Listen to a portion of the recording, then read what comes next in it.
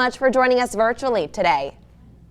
Absolutely. Thank you. Of course, so we're sticking on the topic of Lent, specifically fish. Now, there's a lot of nutrients in fish that people might not realize.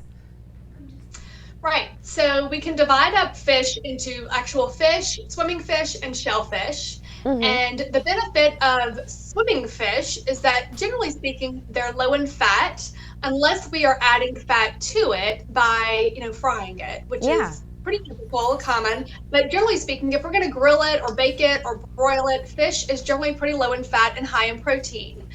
Shellfish is a little bit different. Shellfish has a little bit of a higher cholesterol content, but still the fat here is pretty low.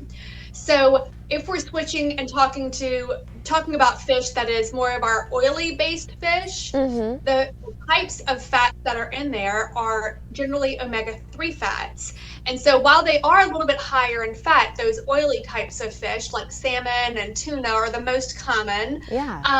They have the types of fats that are hard to get through other food sources. So otherwise we kind of have to supplement with those omega-3s. Yeah, and Daphne, why is omega-3 super important in our nutrition?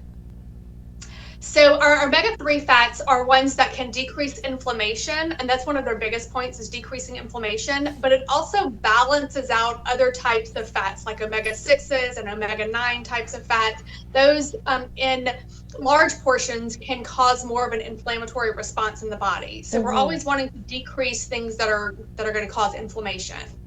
Yeah, I love this and I love Lent too because it gives us more opportunities to eat fish, because you were saying that we don't get enough of this in our everyday diet.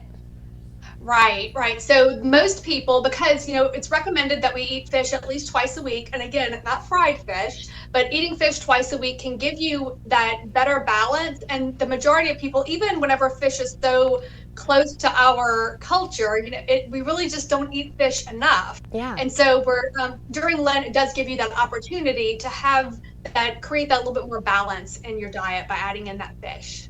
Well, Daphne, as always, thank you so much for providing your knowledge. If people at home have a health question for you, how can they reach you?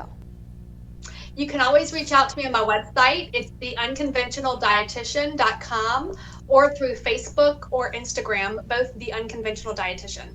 Daphne, as always, thank you so much for joining us on Tuesdays to share your health tips with our viewers. Thank you. Of course.